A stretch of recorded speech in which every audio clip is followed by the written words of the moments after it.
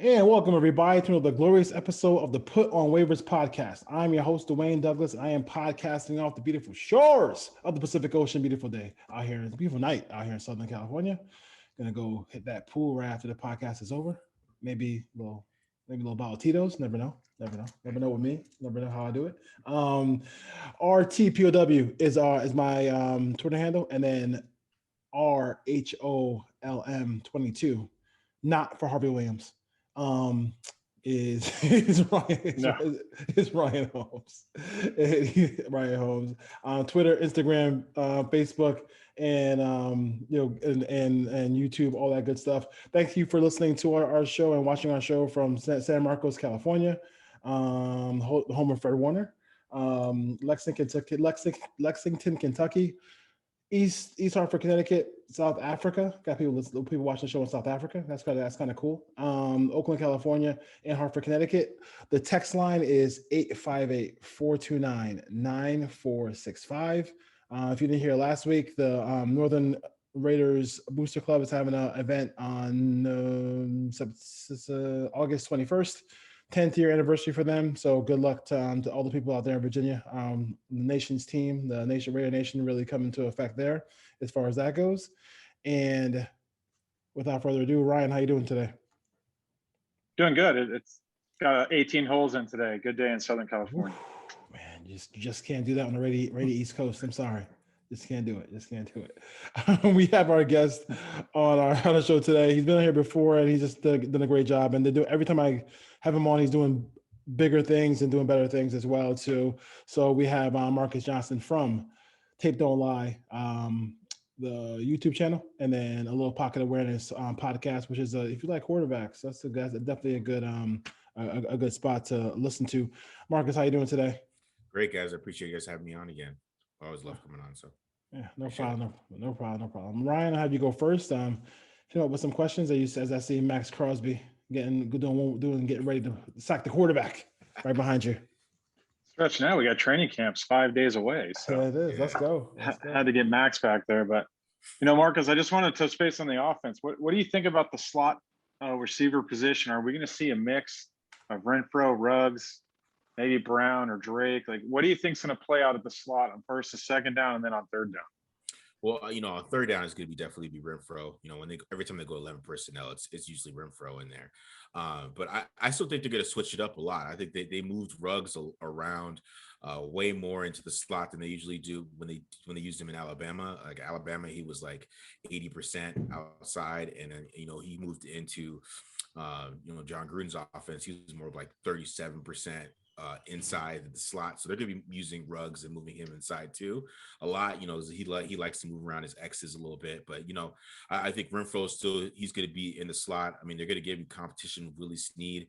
I don't know exactly how that's going to go, because you go watch Willie Snead's tape from the past 3 seasons. I don't think he ran a route deeper than 5 yards or against press or anything. He just kind of ran little hitches and was like a little check down guy for Lamar Jackson when they did throw. So it's not a lot of tape on him recently to kind of give you a gauge of how he matches up against Hunter Renfrow. So I think there's going to be some competition in there for the slot, because Hunter Renfrow, I think at the end of the last year a little bit, he struggled to win at the top of his routes.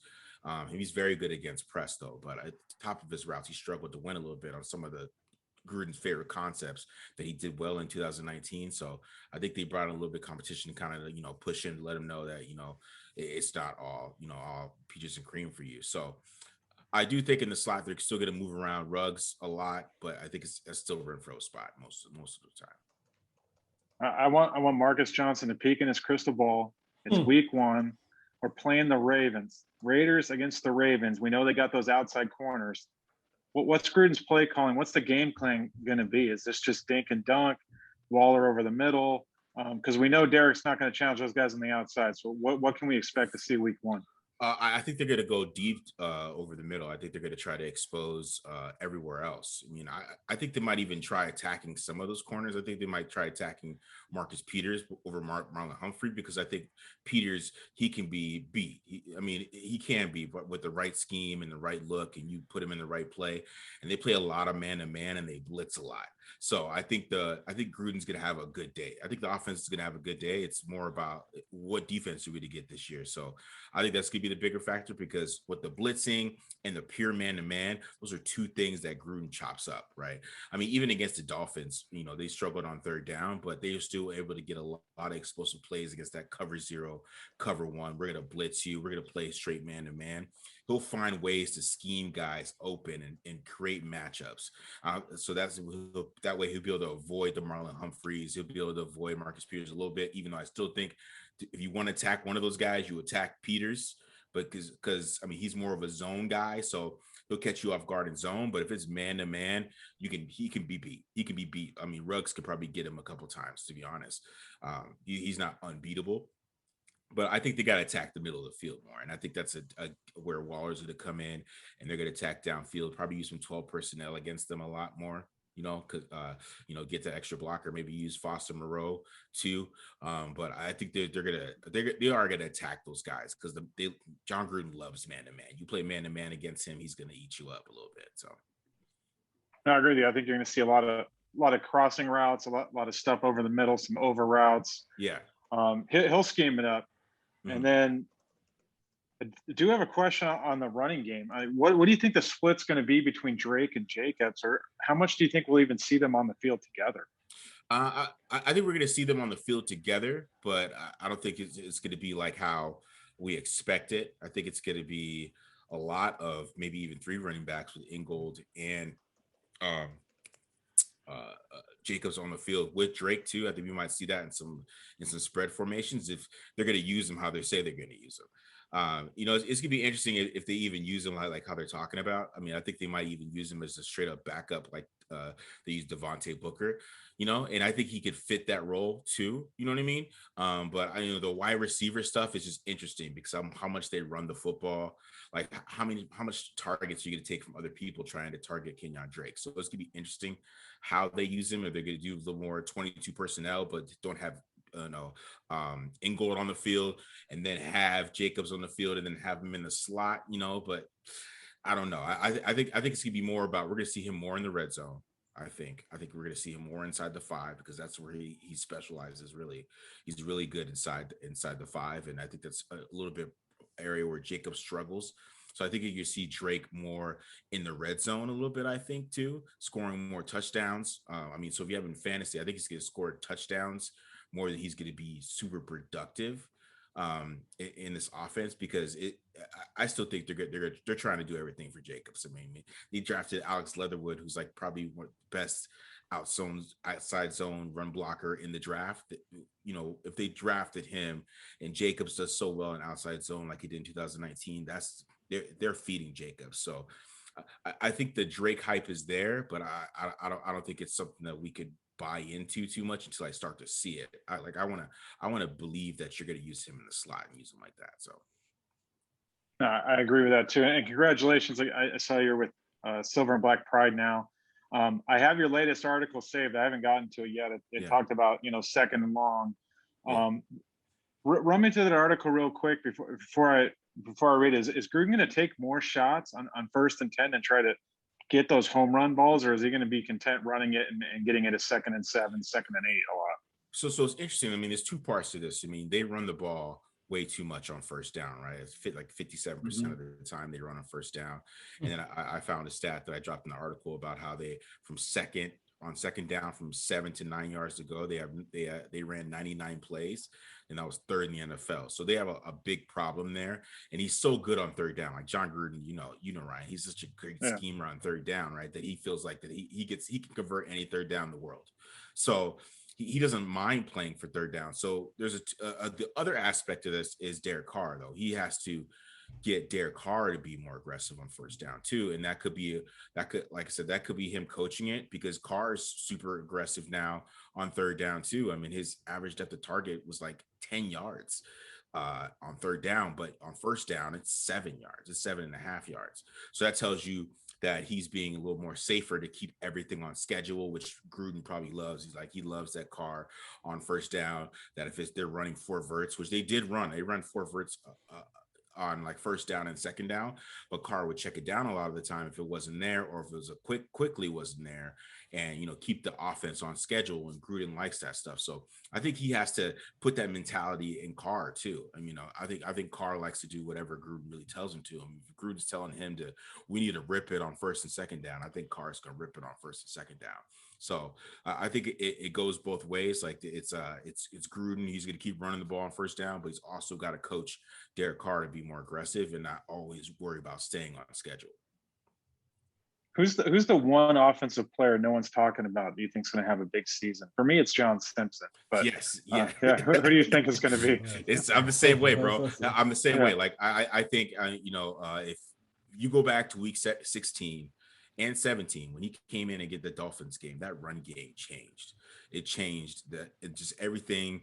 That Jacobs have some big old holes, and he was able to run through big holes, and so was Booker. They were able to get more push. And then you go to the Broncos game, and then Jacobs probably has his best game of the season against the Broncos with John Simpson. And a lot of his big runs came behind John Simpson on some crazy down blocks, and it's interesting how bad he was early on. That's the thing that really got me, is that if you go watch week 2 and week 3, and even go watch the Bucs game where he came in for a couple of snaps, he was just it's bad tape. You just put some really bad tape on there, and right. It was just bad. There's nothing way you can explain it, but it kind of shows his work ethic. And then, Tom Cable coaching him up, and him applying the coaching too, for him to just become drastically better. Like it was like night and day with him.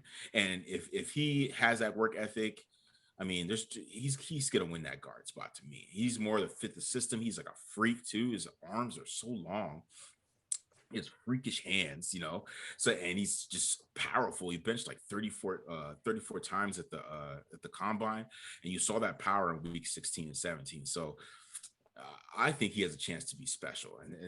And if he hits his potential, man, that's a guard for like 12 years. So, I'm with you. No, I agree with you. I got one last question for you. Okay.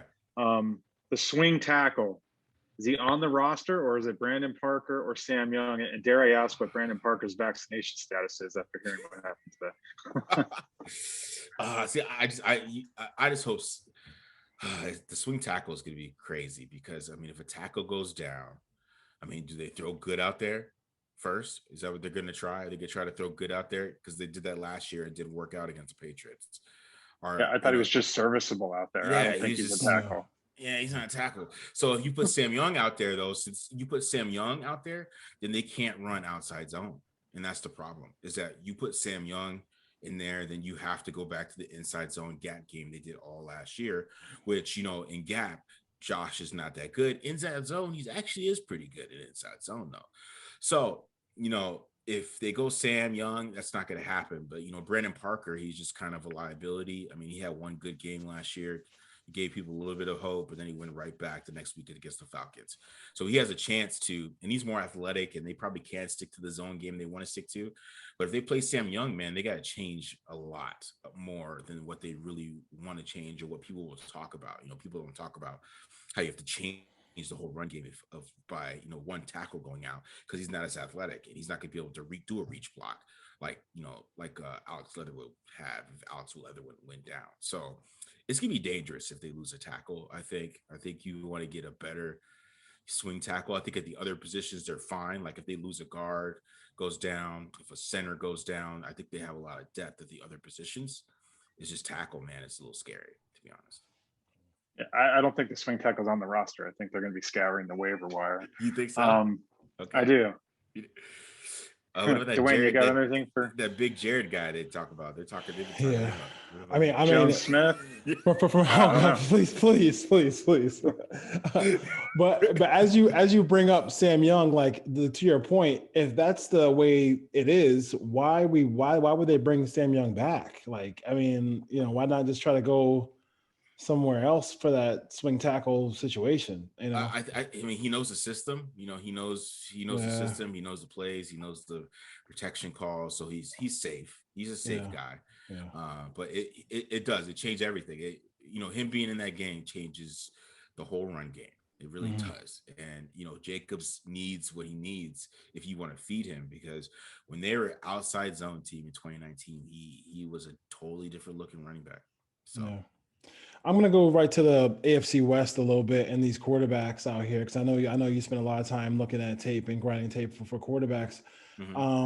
I have like 2 or 3 shows that I listen to, people who I respect in the game, and I'm seeing the blowhards who barely watch football talk as well. And basically, I come to the summation that the Herbert is going to be the MVP of the league. Um, Basically, that's what I'm getting from everybody. Um, I know you take a harsher look at it. I think this is going to be another year where Staley's in his first year. You never know you never know if you're going to get Stefanski or you're going to get Ray Handley as far as a first year head coach. That's one thing. And then now they have that. I think they have that passing game, running game situation. A different offense for him as well. What are your initial thoughts about Herbert, and then now Herbert going into a new system in Los Angeles? I think Herbert played well. He did. He played really well. I think he's really smart guy. And I think that's kind of what people missed out on, is how smart he is. I think he picked up that offense really quick.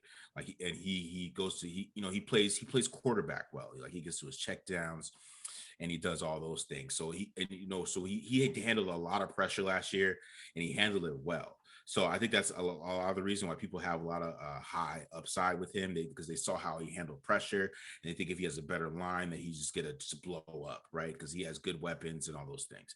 I think the main issue with Herbert, though, that a lot of people don't talk about, is that he has accuracy issues, and I think that him mechanically, he's still not clean. So he's still kind of, from mechanical wise, and how he works and how he throws the football on a consistent basis, he's not accurate down to down, right? He's gonna miss some. There's gonna be some games where he's not gonna be able to hit anything.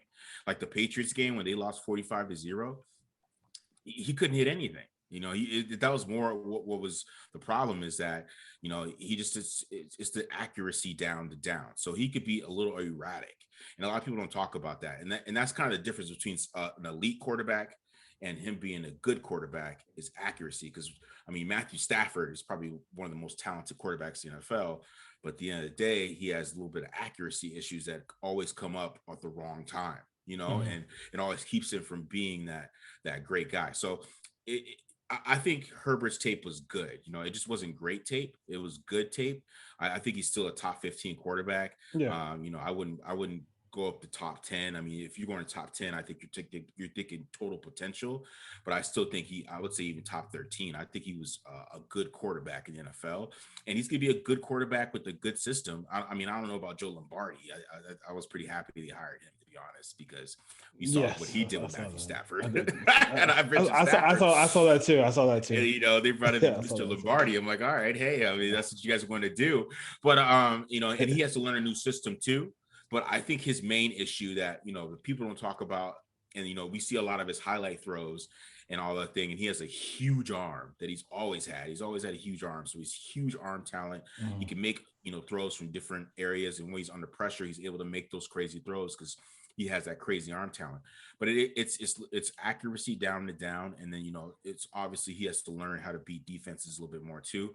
But I just don't think he has the accuracy to be like, the elite guys. But I still think he's a little bit of I think if you're not ready for him, he could beat you, though. Like, you can't sleep on him. Yeah. But I do think that they, people are just kind of, they're so low on him on the draft. Yeah. That now that he surpassed everything they thought, like, a lot of people are just like trying to backtrack. But if they have a down year, those same people are going to kill him. That's what I'm kind of worried about. Like, and those same folks were the ones who were higher on Tua than him as well too. That's why I kind of love that. Yeah. You talked about a little bit. What is it about the 3 safety look that does give Mahomes some issues? I think going back to even his time in college. Yeah, I think the three safety look will give most quarterbacks issues in the NFL right now because, it kind of takes away they call it what, middle of the field open and middle of the field close, right? So, middle of the field open is two high safeties, middle of the field close is one high safety, right? So it you have three safeties up there. It's like, okay, everything's closed, right? So if you run it right, it's really hard for a quarterback to figure out where the safeties are, because that's a lot of things what quarterbacks do. They figure out where the safeties are. Safeties kind of tell you everything. Safeties come down, safeties come up. It lets you know where you want to attack. There's certain concepts you look at only the safeties and read the safeties. So when you have three safeties up there, it kind of confuses everything. Mhm. I think Mahomes is always interesting to me because people, the mindset with Mahomes is like to not let him out of the pocket. But when I watch him, I think if you keep him in the pocket, he will destroy you. I think that's like an underrated part of his game is that he's really good in structure, and like nobody really likes to talk about that because he makes those great plays and rolling Yeah. out like a crazy person, and he Mhm. makes these crazy throws. But he's really great in structure, and the games that he struggled with is the games that he's running around like a crazy person. Yeah. If you think about it, like the Bucks game, I mean, I know he had a bad line, but even the Yeah. Raiders game against Yeah. the Raiders had him running around like holding the ball for a long period of time, and he wasn't as effective as he is if he could just sit in the pocket and pick you apart. So Well, the I think that, rush was coming from his right, so he can't scramble to his right. He has to run to his left. or even then, I just think I don't know. From watching all these quarterbacks, I think you'd rather have a quarterback on the move a lot because everything becomes so volatile at that point. They could fumble, right? They Yeah. cannot see it. They could fumble. They could throw Oh, across their body like a crazy person. There's a lot of crazy things that can happen when you let these guys get so much outside of the pocket that it's a little bit more volatile there. But you want it to me like the mindset. I mean, some NFL scout talk about keeping him in the pocket. I mean, you will kill you there. Do not let him give him time where you're trying to like build a wall, like to keep him in. He's just gonna sit there and he's gonna pick you apart. So it's interesting with him. You kind of rather him just running around like an idiot. That's what I kind of feel like. yeah. Teddy B, is going is in Denver now. I mean, this is probably the opportunity of a lifetime for him because this is one of the most talented teams he could ever be on. We talked about Justin Fields and a lot on this show, and we just till this day don't understand how you could be in that position and not take Justin Fields right there. It just makes sense to do it. Especially when you have a guy in Drew Lock, who we all know what Drew Lock is. But going forward, do you feel like that he will beat out Drew Lock? And if he does beat out Drew Lock, can he? Some people are picking this team to win 10 games in Denver. Do you think that's a possibility? With Teddy, I think they're going to give Drew Lock every shot to win this. So I think it's Drew Yeah. Lock's job to win. So if he has a good preseason, which I think he will, be a second year in the offense, and the quarterbacks always play better in the second year in the offense because they know what's going to happen. They get to anticipate a little bit better. They just do things a lot better in the second year. So, I mean, he should win that job just because he has more.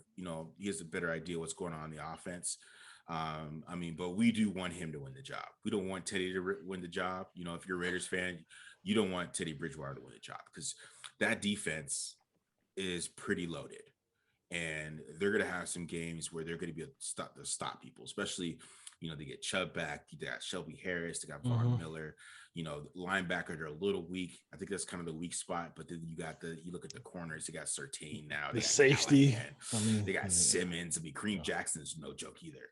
Yeah. They are pretty loaded on defense, and then on offense, they're pretty loaded too. And that's why I think Drew Lock is awful, because I don't see how you have those weapons. And I feel like if you have those weapons and you're like decent, you look top 20 at least, Mhm. And so Teddy's going to play better, but Teddy had good weapons with Carolina, and he didn't do the job. It's just they didn't play good defense. But Teddy's not going to turn the ball over. He's going to be super conservative, and he's going to do a lot of things for that defense that they're going to like. But he's not something that the Raiders should be scared of at all if he does start. But I think they can beat other teams, because I think John kind of, this sounds crazy, but I think he kind of owns Vic Fangio a little bit. He has some great performances against Vic Fangio. So that scheme, Carr, I think so does Carr too. Carr has some good games against him too. Yeah. Yeah, his whole career. So yeah. I'm not too worried about the Broncos against the Raiders. I'm worried about the Broncos against other teams and them, keep winning. Because I think they'll be able to hang. I think they'll be able to hang with the Broncos, because the Broncos had good defense last year, and the Raiders put up 37 and 32 on them. That's kind of some of the highest performances that they had against them. So the Broncos, I don't think they probably won't be as good as people think they are. They're going to play good defense, but we'll see. I don't know. I mean, AFC West is kind of wide open, I think, besides the Chiefs. I mean, I think the Chargers secondary is, I mean, we talk about that offense, but man, that secondary the Chargers got, it's pretty laughable, to be honest.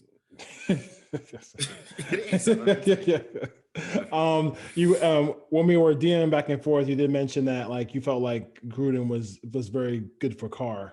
Can you talk about give a couple of points about why you think that, and what's the next step for Derek? Because he did have some explosive plays last year. Yeah. They did win some games, obviously not enough because they need to make the playoffs. This is like, this is what, year 4 now. So what are your thoughts about what he helped Derek to do, and what's the next step for this offense and Derek and Gruden? I think Gruden helped Carr get his confidence back, I think, a lot. When you watch Gruden talk about his coaching clinic, he talks about it's all about the quarterback and all these things about making your quarterback feel like that he's the best guy. He's the best guy in the world when he steps on the field on Sunday. And I think that's got Carr a little bit, more confident, and got him playing better and allows him to be more aggressive. And I think that confidence will keep going into this year.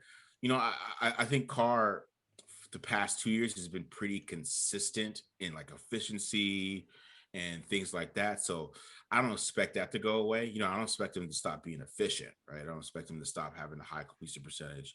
I don't expect him to stop trying to be able to move the football, right? They're going to be able to do that. I just think they got to have more explosive plays more often.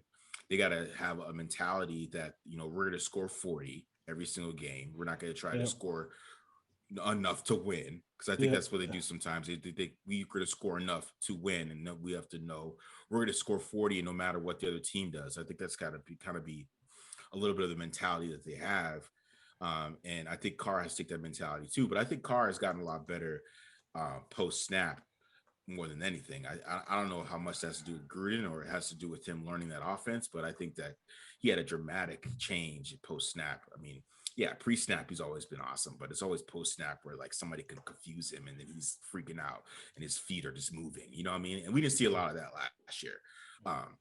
It did happen. I'm not gonna say it didn't happen, but it didn't happen as much as it used to. So you like that he's getting better reading the field after the ball snapped, and that's a big step for me. That's what I really liked, is that to see him be able to diagnose coverages and not be fooled as much, because at the end of the year, teams were throwing a lot at him and he was still able to move the football, unlike 2019 when teams started throwing stuff at him and they couldn't move the ball at all. So there was a drastic change there. So I really think that he took the next step post snap, and I think that's a good thing, and maybe that's just a sign of him being a 30-year-old quarterback. So interesting. I'm not going to continue with the quarterbacks real quick.